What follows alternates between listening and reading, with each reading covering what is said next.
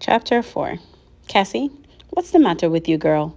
Big Ma asked as she thrust 3 sticks of dried pine into the stove to rekindle the dying morning fire. You sure are taking a sorrowful long time to churn that butter. Nothing, I muttered. Nothing? Big Ma turned and looked directly at me. You been moping round here for the past week like you got the whooping cough, flu, and measles all put together. I sighed deeply and continued to churn. Big Ma reached out and felt my forehead, then my cheeks. Frowning, she pulled her hand away as Mama entered the kitchen. Mary, feel this child's face, she said. She seem warm to you? Mama cupped my face in her thin hands. You feel sick, Cassie? No. How do you feel? All right, I said, still churning. Mama studied me with the same disturbed look Big Ma wore, and a tiny frown line appeared on her brow. Cassie, she said softly, fixing her dark eyes upon me.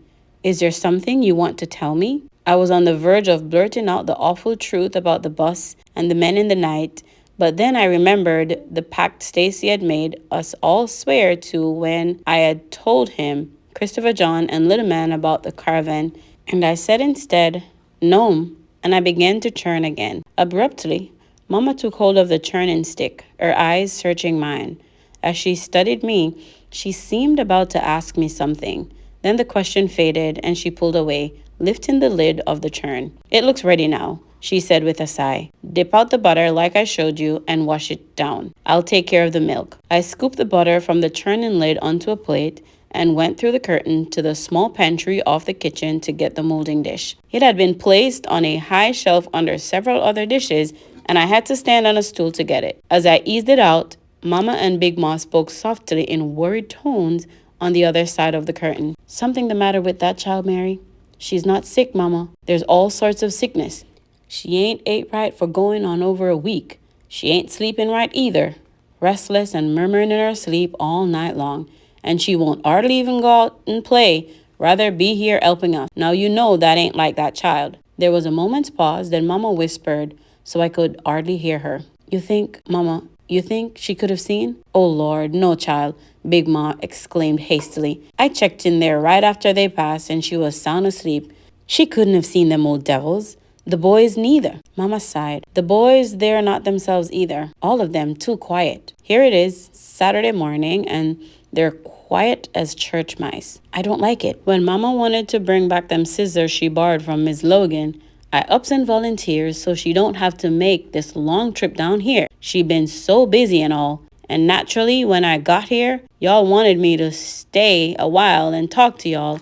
So what could I do? I couldn't be impolite, could I? And by the time I finally convinced y'all I gotta go, all the work will be done at home. TJ chuckled with satisfaction. Yeah, you just have to use the old brain, that's all. He was quiet a moment, expecting some comment on his discourse, but no one said a word. TJ's eyes roamed the length of the room. Then he admonished, See, if you was smart like me, Stacy, you'd use the old brain to get the questions on that big test coming up. Just think, they probably just sitting right there in this very room waiting to be discovered. Stacy cast TJ an annoyed look but did not speak. Y'all sure are a sorry lot this morning, TJ observed. A fella's just wasting his know-how talking to y'all. Ain't nobody asked you to give it, said Stacy. Well, you don't have to get snippety about it, replied TJ haughtily. Again, silence prevailed. But that would not do for TJ. Say, how about we sneak down to that old Wallace store and learn how to do them new dances?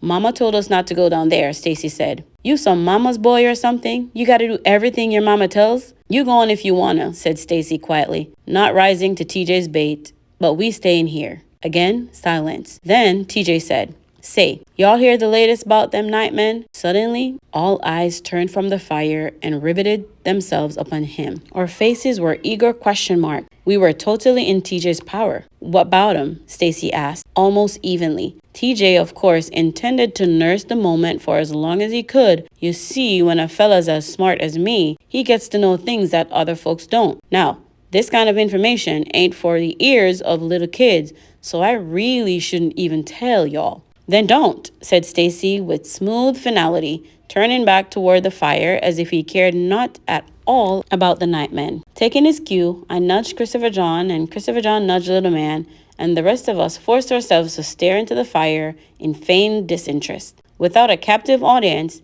TJ had to reinterest us by getting to the point. Well, about a week ago, they rode down to Mr. Sam Tampton's place, down the Jackson Road towards Strawberry. And you know what they done? Stacy, Little Man, and I kept our eyes upon the fire, but Christopher John piped eagerly. What? I poked Christopher John, and he turned guiltily around.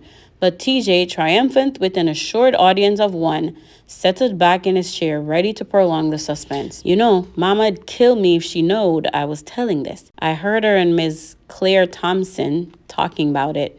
They was real scared. Don't know why, though. Them old nightmen sure wouldn't scare me none, like I told Claude. Hey, y'all, Stacy said, standing and motioning us up. Mama said she wanted us to take some milk and butter down to Miss Jackson before noon. We'd better get started. I nodded, and Christopher John, Little Man, and I got up. Tarred and feathered him, TJ announced hastily. Poured the blackest star they could find all over him, then plastered him with chicken feathers. TJ laughed. Can you imagine that? But why? Asked Little Man, forgetting our ploy. This time, TJ did not slow down. I don't know if y'all's little ears should hear this, but it seems like he called Mr. Jim Lee Barnett a liar. He's the man who runs the mercantile down in Strawberry. Mr. Tatum supposed to done told him that he ain't ordered up all them things Mr. Barnett done charged him for. Mr. Barnett said he had all them things. Mr. Tatum ordered it down, and when Mr. Tatum asked to see that list of his, Mr. Barnett says, "You calling me a liar, boy?" And Mr. Tatum says, "Yes, sir. I guess I is." That done it. Then it wasn't 'cause of the bus, Christopher John blurted out. Bus? What's a bus got to do with it? Nothing, said Stacy quickly. Nothing at all. Well, if anybody said them nightmen was down in here 'cause of some stupid bus, they crazy, said TJ authoritatively. 'Cause my information come direct from Miss Claire Thompson, who's seen Mr. Tatum herself. You sure? Stacy asked. Sure. Sure, I'm sure. When do I ever say anything when I ain't sure? Stacy smiled with relief. Come on, let's get the milk. All of us went into the kitchen, then to the bedrooms to get our coats. When we got outside, TJ remembered that he had left his cap by the fire and ran back to retrieve it. As soon as we were alone, Little Man asked, Stacy, you really think them nightmen put tar and feathers all over Mr. Tatum? I suppose so, Stacy said. Little Man frowned. But it was Christopher John who spoke, whispering shrilly as if a stray morning ghost might overhear. If they ever find out about the bus, you think they're going to put tar and feathers all over us? Little Man's frown deepened, and he observed gravely, if they did, we'd never get clean again. Cassie, said Christopher John, his eyes wide, was you real scared when you saw him? Little Man shivered with excitement. I wish I could have seen him. Well, I don't, declared Christopher John. In fact, I wish I'd never heard of no nightmen or buses or secrets or holes in the road. And with that outburst, he stuffed his pudgy hands into his thin jacket, pressed his lips firmly together, and refused to say another word. After a few moments, Stacy said, What's keeping TJ? The rest of us shrugged, then followed Stacy back onto the porch into Mama's room. As we entered, TJ jumped. He was standing at the desk with Mama's W.E.B. Du Bois, the Negro, in his hands. That don't look like your cap, said Stacy. Aw, man, I ain't done nothing. Just looking at Miss Logan's history book, that's all. I'm mighty interested in the place called Egypt she been telling us about, and them black kings that was ruling back then. Still talking, he casually put down the book and picked up his cap. All four of us looked accusingly at TJ, and he halted, saying, What is this? What's the meaning of sneaking up on me like that anyway? Y'all think I was looking for them test questions or something? Shoot, a fellow think you didn't trust him. Then thrusting his arm around Stacy's shoulder, he chided, Friends gotta trust each other, Stacy, because ain't nothing like a true friend. And with those words of wisdom, he left the room, leaving us to wonder how he had managed to slink out of this one. The Monday after his arrival, Mr. Morrison had moved into the deserted tenant shack that stood in the south pasture. It was a sorry mess, that house. Its door hung sadly from a broken hinge, its porch floorboards were rotted, and its one-room interior was densely occupied by rats, spiders, and other field creatures. But Mr. Morrison was a quiet man, almost shy. And although Mama had offered him lodging in our house, he preferred the whole shack. Mama sensed that Mr. Morrison was a private person, and she did not object to the move, but she did send the boys and me to the house to help clean it. Little Man, Christopher John, and I took to Mr. Morrison immediately and had no objections to the cleaning. Anybody who was a friend of Papa was all right in our book. Besides, when he was near, nightmen and burnings and midnight tarrings faded into a hazy distance. But Stacy remained aloof and had little to do with him. After the cleaning, I asked Mama if Christopher John Littleman and I could go visit Mr. Morrison, but she said no. But Mama, I want to know more about him, I explained. I just want to know how come he's so big. You know about as much as you need to know, she decided. And as long as Mr. Morrison stays here, that's his house. If he wants you down there, he'll ask you. Don't know how come y'all want to go down there no way, Stacy said moodily when Mama was out of hearing. 'Cause we like him, that's why, I answered, tired of his distant attitude toward Mr. Morrison. Then, as discreetly as I could, I said, "What's the matter with you, boy? Not liking Mr. Morrison?" Stacy shrugged. "I like him all right. Don't act that way." Stacy looked away from me. "Don't need him here. All the work he doing, I could have done it myself." "Ah, you could have done no such thing. Besides, I look around to be certain that Big Ma and Mama were not near. Besides, Papa didn't just bring him here to do no work. You know how come he really here?" Stacy turned toward me haughtily. "I could have taken care of that too." I rolled my eyes at him, but held my peace. I didn't feel like a fight, and as long as Mr. Morrison was within hollering distance from the back porch, it made little difference to me what Stacy thought he could do. "I sure wouldn't want that big old man staying at my place," said TJ on the way to school. "I bet you he'd get mad one time. He'd take old little man and swing him over the tree yonder like he wasn't nothing but a twig." He laughed. Then as little man set his lips and stared angrily up. "Of course, I could probably about do that myself." "Couldn't neither," denied little man. "Hush, man," said Stacy. "TJ, leave man alone." "Aw, I ain't bothering him. Little man's my buddy, ain't ya, man?" Little man scowled but didn't reply. TJ turned back to Stacy. "You ready for the history test?" "Hope so," said Stacy. "But I keep forgetting them dates. Betcha I could help you if you be nice." "How?" "You worse than I am about dates." TJ grinned, then slyly pulled out a folded sheet of paper from his pocket and handed it to Stacy. Stacy unfolded it, looked at it curiously, then frowned. "You planning on cheating?" "Well, now, I ain't planning on it," said TJ seriously. "Just if I got to." "Well, you ain't gonna," said Stacy, tearing the paper in two. "Hey, what's the matter with you, man?" cried TJ, grabbing for the paper. But Stacy turned his back to him and tore the paper into bits, then deposited them in the gully. "Man, that show ain't right.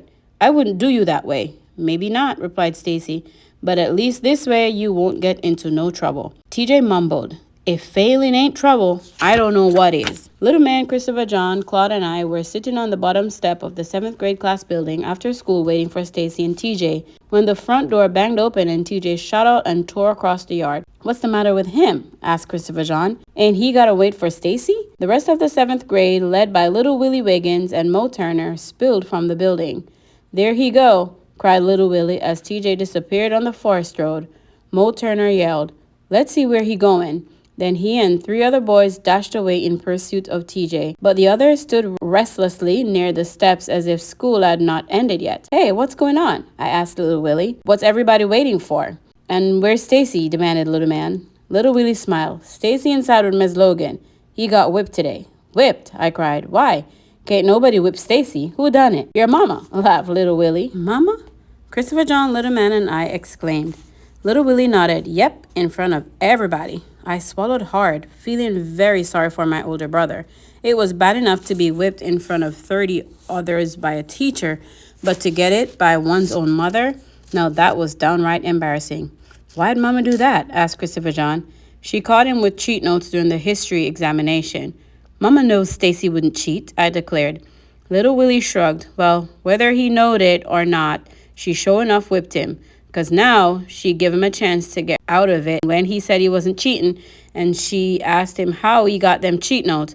But Stacy wouldn't tell on old TJ, and you know good and well old TJ wasn't about to say them notes was his. Cheat notes? But how TJ get cheat notes? "Stacy got rid of them things this morning." "Come noontime, though," replied little Willie. "TJ was in them woods busy writing himself another set. Me and Mo seen him." "Well, what the devil was Stacy doing with them?" "Well, we was in the middle of the examination and old TJ slips out these cheat notes. Me and Clarence here was sitting right behind him and TJ and seen the whole thing. Stacy was sitting right side of TJ, and when he seen them notes, he motioned TJ to put them away. At first, TJ wouldn't do it, but then he seen Miss Logan starting toward him, and he slipped Stacy the notes. Well, Stacy didn't see Miss Logan coming when he took them notes, and by the time he saw her, it was too late to get rid of them. Wasn't nothing Miss Logan could do but whip him." failed him too. And old TJ just sat there and ain't said a word, interjected Clarence, laughing. But knowing Stacy, I bet you old TJ ain't gonna get away with it, chuckled little Willie. And TJ know it too. That's why he lit out of there like he done. And I bet ya, hey Stacy! Everyone turned as Stacy bounded down the steps. His square face was unsmiling, but there was no anger in his voice when he asked quietly, anybody seen TJ? All the students answered at once, indicating that TJ had headed west toward home, then surrounded Stacy as he started across the lawn. Christopher John, Littleman, Claude, and I followed. When we reached the crossroads, Mo Turner was awaiting. TJ went down to the Wallace store, he announced. Stacy stopped, and so did everyone else. Stacy stared past Jefferson Davis, then back down the road toward Great Faith. Looking over his shoulder, he found me and ordered, Cassie, you and Christopher John and Man go on home. You come too, I said, afraid of where he was going. Got something to take care of first, he said, walking away. Mama gonna take care of you too, I hollered after him. You know she said we wasn't to go down there, and she find out she gonna wear you out again. Papa too. But Stacy did not come back. For a moment, Little Man, Christopher John, Claude, and I stood watching Stacy and the others heading swiftly northward. Then Little Man said, I want to see what he gonna do. I don't, declared Christopher John. Come on, I said, staring after Stacy with Little Man and Claude beside me. I don't want no whipping, objected Christopher John, standing alone in the crossroads. But when he saw that we were not coming back, he puffed to join us, grumbling all the way. The Wallace store stood almost a half-mile beyond Jefferson Davis, as a triangular lot that faced the Soldiers Bridge crossroad. Once the Granger Plantation store, it had been run by the Wallaces for as long as I could remember, and most of the people within the 40-mile stretch between Smellings Creek and Strawberry shopped there. The other three corners of the crossroads were forest land, black and dense. The store consisted of a small building with a gas pump in front and a storage house in back. Beyond the store, against the forest edge, were two gray clapboard houses and a small garden. But there were no fields. The Wallaces did no farm. Stacy and the other students were standing in the doorway of the store when Little Man, Christopher John, Claude, and I ran up. We squeezed through so we could see inside. A man we all knew was Caleb Wallace stood behind the counter. A few other men sat around a stove playing checkers, and Jeremy's older brothers, R.W. and Melvin, who had dropped out of school long ago, leaned sleepy-eyed against the counter staring at us. Y'all go on to the back, said Caleb Wallace. Listen, y'all want to buy something? Mr. Derby got the music going already. As we turned away from the entrance, Melvin Sims said, just look at all the little niggers come to dance. And the laughter of the men filled the room. Christopher John tugged at my arm. I don't like this place, Cassie. Let's go on home. We can't leave without Stacy, I said. Music beckoned from the storage room where Derby Wallace was placing round brown bottles on a small table as we crowded in. Aside from the table, there was no furniture in the room. Boxes lined the walls, and the center floor had been cleared for dancing. Several older couples from Great Faith were already engaged in movements I had never seen before. What are they doing? Asked Little Man. I shrugged. I guess that's what they call dancing. There he go. Someone shouted at the back door of the storeroom slammed shut. Stacy turned quickly and sped to the back of the building. TJ was fleeing straight towards Soldiers Road. Stacy tore across the Wallace yard and, leaping high like a forest fox, fell upon TJ, knocking him down. The two boys rolled toward the road, each trying to keep the other's back pinned to the ground. But then Stacy, who was stronger, gained the advantage, and TJ, finding that he could not budge him, cried, Hey, wait a minute, man, let me explain. Stacy did not let him finish. Jumping up, he pulled TJ up too and hit him squarely in the face. TJ staggered back, holding his eyes as if he were badly hurt, and Stacy momentarily let down his guard. At that moment, TJ rammed into Stacy, forcing the fight to the ground again. Little Man, Christopher John, and I, with the others, circled the fighters, chanting loudly as they rolled back and forth, punching at each other. All of us were so engrossed in the battle that no one saw a mule wagon halt on the road and a giant man stepped out. It wasn't until I realized that the shouting had stopped behind us and that the girls and the boys beside me were falling back that I looked up. Mr. Morrison towered above us. He did not look at me or Christopher John or Little Man, although I knew he had seen us, but walked straight to the fighters and lifted a still swinging Stacy off TJ. After a long tense moment, he said to Stacy, You and your sister and brothers get on in the wagon. We walked through the now silent crowd. Caleb and Derby Wallace, standing on the front porch of the store with the Simpsons, stared at Mr. Morrison as we passed, but Mr. Morrison looked through them as if they were not there. Stacy sat in the front of the wagon with Mr. Morrison. The rest of us climbed into the back. Now we gonna get it, shrugged Christopher John. I told y'all we should have gone home. Before Mr. Morrison took the reins, he handed Stacy a handkerchief in which to wrap his bruised right hand, but he did not say a word, and it wasn't until we had passed the crossroad leading to Great Faith that the silence was broken. Mr. Morrison, you gonna tell Mama? Stacy asked huskily. Mr. Morrison was very quiet as Jack the Mule clopped noisily along the dry road. Seems I heard your mama tell y'all not to go up to that Wallace store, he said at last. Yes, sir, said Stacy, glancing nervously at Mr. Morrison. Then he blurted out, but I had a good reason. Ain't never a reason good enough to go disobey your mama. The boys and I looked woefully at each other, and my bottom stung from the awful thought of Mama's leather strap against it. But Mr. Morrison, I cried anxiously, TJ was hiding there 'cause he thought Stacy wouldn't never come down there to get him. But Stacy had to go there 'cause TJ was cheating and... Hush, Cassie, Stacy ordered, turning sharply around. I faltered for only a minute before deciding that my bottom was way more important than Stacy's code of honor. And Stacy had to take the blame for it, and Mama whipped him in front of God and everybody. Once the truth had been disclosed, I waited with dry throat and nauseous stomach for Mr. Morrison to say something. When he did, all of us strained tensely forward. I ain't gonna tell her, he said quietly. Christopher John sighed with relief. Ain't going down there no more neither, he promised. Little Man and I agreed, but Stacy stared long and hard at Mr. Morrison. How come, Mr. Morrison, he asked. How come you ain't gonna tell Mama? Mr. Morrison slowed Jack as we turned into the road leading home. 'Cause I'm leaving up to you to tell her. What? We exclaimed together. Sometimes a person's gotta fight, he said slowly. But that store ain't the place to be doing it. From what I hear, folks like them Wallaces got no respect at all for colored folks, and they just think it's funny when we fight each other. Your mama knowed them Wallaces ain't good folks. That's why she don't want y'all down there, and y'all owe it to her and yourselves to tell her. But I'm gonna leave it up to y'all to decide. Stacy nodded thoughtfully and wound the kerchief tighter around his wounded hand. His face was not scarred, so if he could just figure out a way to explain the bruises on his hand to Mama without lying, he was in the clear. For Mr. Morrison had not said that he had to tell her. But for some reason I could not understand, he said, All right, Mr. Morrison, I'll tell her. Boy, you crazy, I cried as Christopher John Little Man speedily came to the same conclusion. If he did not care about his own skin, he could at least consider horrors. But he seemed not to hear us as his eyes met Mr. Morrison's, and the two of them smiled in subtle understanding, the distance between them fading.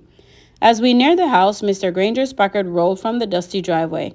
Mr. Morrison directed Jack to the side of the road until the car had passed, then swung the wagon back into the road center and up the drive. Big Ma was standing by the yard gate that led onto the drive, gazing across the road at the forest. Big Ma, what was Mr. Granger doing here? Stacy asked, jumping from the wagon and going to her. Little Man, Christopher John, and I hopped down and followed him. Nothing, Big Ma replied, absently, her eyes still on the forest. Just worrying me about this land again. Oh, said Stacy, his tone indicating that he considered the visit of no importance. Mr. Granger had always wanted the land. He turned and went to help Mr. Morrison. Little Man and Christopher John went with him, but I remained by the gate with Big Ma. Big Ma, I said, what Mr. Granger need more land for? Don't need it, Big Ma said flatly. Got more land now than he know what to do with. What do you want with ours then? Just like to have it, that's all. Well, seems to me he's just being greedy. You ain't gonna sell it to him, are you? Big Ma did not answer me. Instead, she pushed open the gate and walked down the drive and across the road into the forest. I ran after her. We walked in silence down the narrow cow path which wound through the old forest to the pond. As we neared the pond, the forest gap opened in a wide brown glade, man-made by the felling of many trees, some of them still on the ground. They had been cutting during the summer after Mr. Henderson came from Strawberry with an offer to buy trees. The offer was backed with a threat, and Big Ma was afraid. So Anderson's lumbermen came, chopping and sawing, destroying the fine old trees. Papa was away on the railroad then, but Mama sent Stacy for him. He returned and stopped the cutting, but not before many of the trees had already fallen. Big Ma surveyed the clearing without a word. Then, stepping around the rotten trees, she made her way to the pond and sat down on one of them. I sat close beside her and waited for her to speak. After a while, she shook her head and said, I'm sure glad your grandpa never had to see none of this. He dearly loved these here old trees. Him and me, we used to come down here early morning, or just for the sun, was about to set and just sit and talk. He used to call this place his thinking spot, and he called that old pond there Caroline after me. She smiled vaguely, but not at me. You know, I wasn't hardly 18 when Paul Edward married me and brought me here. He was older than me by about 8 years, and he was smart. How, my lord, that was one smart man. He had himself a mind like a steel trap. Anything he seen done, he could do it. He had done learned carpentry back up there near Macon, Georgia, where he was born. Before into slavery, he was 2 years for freedom come, and him and his mama stayed on that plantation after the fighting was finished. But then, when he got to be 14 and his mama died, he left that place and worked his way across up here to Vicksburg. That's where he met you, ain't it, Big Ma? I asked, already knowing the answer. But Big Ma nodded, smiling. Sure was. He was carpentering up there, and my papa took me with him to Vicksburg. We was tenant farming about 30 miles from there to see about getting a store-bought rocker for my mama. And there was old Paul Edward working in that furniture shop just as big. Had himself a good job, but that old job wasn't what he wanted. He wanted himself some land. Kept on talking about land, and then this place came up for sale, and he bought it himself, 200 acres from that Yankee, didn't he? Big Ma chuckled. That man went right on over to see Mr. Hollenbeck and said, Mr. Hollenbeck, I understand you got land to sell, and I'd be interested in buying me about 200 acres if your price is right. Old Mr. Hollenbeck questioned him good, but where he was gonna get the money to pay him. But Paul Edward just said, don't seem to me it's your worry about how I'm gonna get the money, just long as you get paid your price. Didn't nothing scare that man. She beamed proudly, and Mr. Hollenbeck went on and let him have it. Of course now, he was just about as eager to sell this land as Paul Edward was to buy. He'd had it for going on nigh 20 years, bought it during Reconstruction from the Grangers, because they didn't have no money to pay their taxes. Not only didn't have tax money, didn't have no money at all. That war left them plump broke. Their old Confederate money wasn't worth nothing, and both Northern and Southern soldiers had done ransacked their place. Them Grangers had nothing but their land left, and they had to sell 2,000 acres of it to get money to pay them taxes and rebuild the rest of it. And that Yankee bought the whole 2,000. Then he turned around and tried to sell it back to him, Big Ma? Sure did, but not till 87 when your grandpa bought himself that 200 acres. As I hears it, that Yankee offered to sell all 2,000 acres back to Arlen Granger's daddy for less than the land was worth. But that old Fillmore Granger was just about as tight with a penny as anybody ever lived, and he wouldn't buy it back. So Mr. Hollenbeck just let other folks know he was selling, and it didn't take long for he sold all of it, because it was some mighty fine land. Besides your grandpa, a bunch of other small farmers bought up 800 acres, and Mr. Jameson bought the rest. But that wasn't our Mr. Jameson, I supplied knowingly. That was his daddy. Charles Jameson was his name, Big Ma said. A fine old gentleman, too. He was a good neighbor, and he always treated us fair, just like his son. The Jamesons was what folks called Old South from up in Vicksburg. And as I understands it, before the war, they had as much money as anybody, and even after the war, they managed better than some other folks because they had themselves some northern money. Anyways, old Mr. Jameson got it into his mind that he wanted to farm, and he moved his family from Vicksburg down in here. Mr. Wade Jameson wasn't but about 80 years old then, but he didn't like to farm, I said. Oh, he liked it all right, just wasn't never much hand at it though. And after he went up north to law school and all, and he just felt he ought to practice law. Is that how come he sold Grandpa them other 200 acres? Sure is. And it was mighty good of him to do it, too. My Paul Edward had been eyeing that 200 acres since 1910, when he done paid off the bank for them first 200. But old Mr. Jameson didn't want to sell. About that same time, Arlen Granger come ahead of the Granger plantation, you know. Him and Wade Jameson, about the same year's children, and he wanted to buy back every inch of the land that used to belong to the Grangers. That man crazy about anything that was before the war, and he wanted his land to be every bit like it was then. Already had more than 4,000 acres, But he just itching to have back them other 2,000 his granddaddy sold. Got back 800 of them too, from them other farmers that bought from Hollenbeck. But Grandpa and old Mr. Jameson wasn't interested in selling, period, was they, Big Ma. They didn't care how much money Mr. Granger offered him, I declared with an empathetic nod. That's the truth of it all, agreed Big Ma. But when Mr. Jameson died in 1918 and Wade come head of the family, he sold them 200 acres to Paul Edward and the rest of his land to Harlan Granger and moved his family into Strawberry. He could have just as easy sold a full 1,000 acre to the Grangers and gotten more money, but he didn't. Until this day, Harlan Granger still owed it against him because he didn't. The soft switch of falling leaves made Big Ma look up from the pond and at the trees again. Her lips curved into a tender smile as she looked around thoughtfully. You know, she said, I can still see my Paul Edwards' face the day Mr. Jameson sold him them 200 acres. He put his arms around me and looked out at his new piece of land. Then he said exactly the same thing he did when he grabbed himself the first 200 acres. Said, Pretty Caroline, how you like to work this fine place of earth with me? Sure did. Said the exact same thing. She grew quiet and rubbed the wrinkles down one hand as if to smooth them away. I gazed at the pond, glassy gray and calm, until she was ready to go on. I had learned that at times like these, it was better to just sit and wait than to go asking disrupting questions which might vex her. So long ago now, she said eventually, in a voice that was almost a whisper. We worked real hard getting them crops sown, getting them reaped. We had us a time, but there was good times too. We was young and strong and we started out and we liked to work. Neither one of us, I'm proud to say, never was lazy, and we didn't raise us no lazy children neither. Had ourselves 6 fine children. Lost our girls when they was babies though. I suppose that's one of the reasons I love your sweet mama so much. But them boys grew strong and all of them loved this place as much as Paul Edward and me. They go away, they always come back to it. Couldn't leave it. She shook her head and sighed. Then Mitchell, he got killed in the war and Kevin got drowned. Her voice faded completely. When she spoke again, it had hardened, and there was a determined glint in her eyes. Now all the boys I got is my baby boys, your papa and Uncle Ammer. And this is they place as much as it is mine. They bloods in this land. And hear that Harlan Granger always talking about buying it. He pestered Paul Edward to death about buying it. Now he pestering me. She grumped angrily. He don't know nothing about me or this land. He think I'm gonna sell. She became silent again. A cold wind rose, biting through my jacket, and I shivered.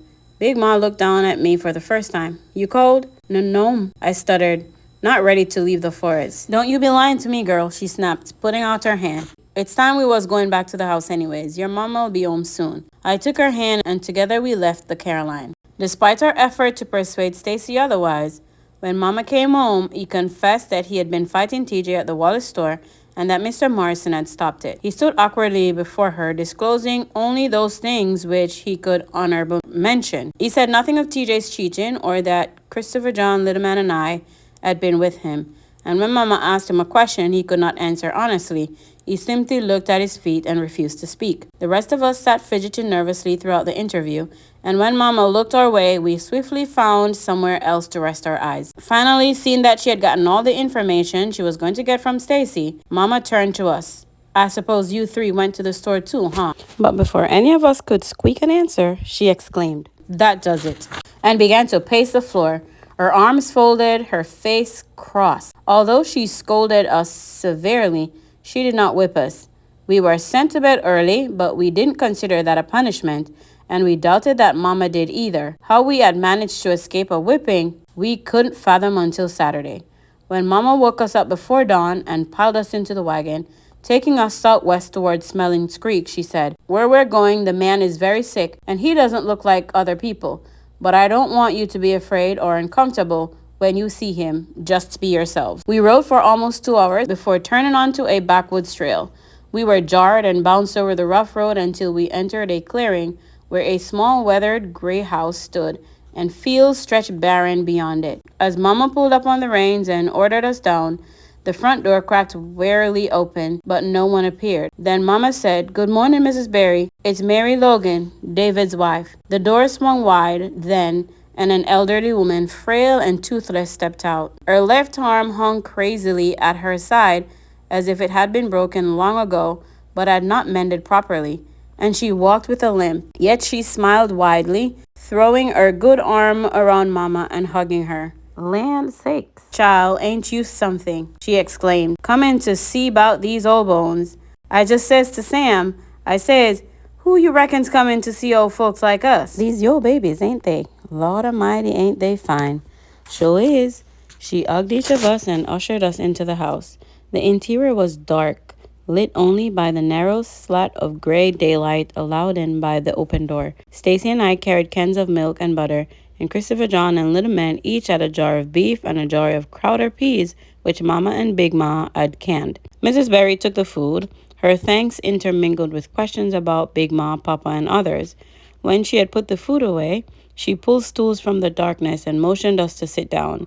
Then she went to the blackest corner and said, "Daddy, who you suppose done come to see about us?" There was no recognizable answer, only an inhumane, guttural wheezing.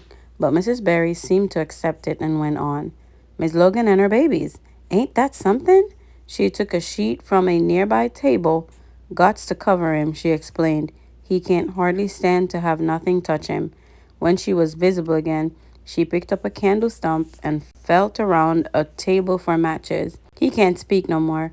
The fire burned him too bad, but he understands all right." Finding the matches, she lit the candle and turned once more to the corner. A still form lay there staring at us with glittering eyes. The face had no nose, and the head had no hair. The skin was scarred, burned, and the lips were wizened black like charcoal. As the wheezing sound echoed from the opening that was a mouth, Mama said, "Say good morning to Mrs. Berry's husband, children." The boys and I stammered a greeting, then sat silently, trying not to stare at Mr. Berry during the hour that we remained in the small house. But Mama talked softly to both Mr. and Mrs. Berry, telling them news of the community as if Mr. Berry were as normal as anyone else. After we were on the main road again, having ridden in thoughtful silence over the wooded trail, Mama said quietly, "The Wallaces did that, children. They poured kerosene over Mr. Berry and his nephews and lit them afire. One of the nephews died, and the other one is just like Mr. Berry." She allowed this information to penetrate the silence, then went on, "Everyone knows they did it, and the Wallaces even laugh about it. But nothing was ever done. They're bad people, the Wallaces. That's why I don't want you ever to go to their store again for any reason. You understand?" We nodded, unable to speak, as we thought of the disfigured man laying in the darkness. On the way home, we stopped at the homes of some of Mama's students, where families poured out of tenant shacks to greet us. At each farm, Mama spoke of the bad influence of the Wallaces, of the smoking and drinking permitted at their store, and asked that families' children not be allowed to go there.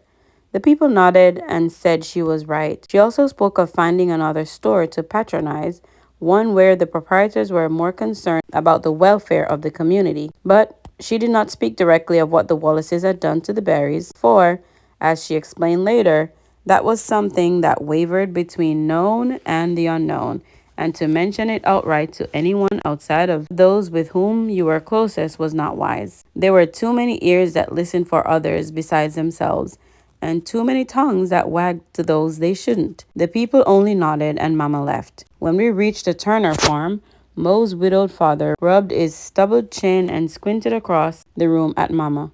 "Miss Logan," he said, "you know I feels the same way you do about them low-down Wallaces, but it ain't easy to just stop shopping there. They overcharges me, and I has to pay them interest. But I got credit there, 'cause Mr. Monteer signs for me. Now, you know most folks around here sharecropping on Monteer, Granger, or Harrison land, and most of them just about got to shop at that Wallace store, or up to the Mercantile in Strawberry, which is just about as bad. Can't go no place else." Mama nodded solemnly, showing she understood. Then she said, "For the past year now, our family's been shopping down at Vicksburg. There are a number of stores down there, and we've found several that treat us well." "Vicksburg," Mr. Turner echoed, shaking his head. "Lord, Miss Logan, you ain't expecting me to go all the way to Vicksburg. That's an overnight journey in a wagon down there and back." Mama thought on that a moment. What if someone would be willing to make the trip for you? Go all the way to Vicksburg and bring back what you need. "Won't do no good," retorted Mr. Turner. I got no cash money. Mr. Montier signs for me up at that Wallace store so's I can get my tools, my mule, my seed, my fertilizer, my food, and what few clothes I needs to keep my children from running plump naked. When cotton picking time comes, he sells my cotton, takes half of it, pays my debt up at the store, and my interest for they credit, then charges me 10 to 15% more as risk money for signing for me in the first place. This year, I earned me near $200 after Mr. Montier took his half of the crop money, but I ain't seen a penny of it. In fact, if I manages to come out even without owing that man nothing, I figures I've had a good year.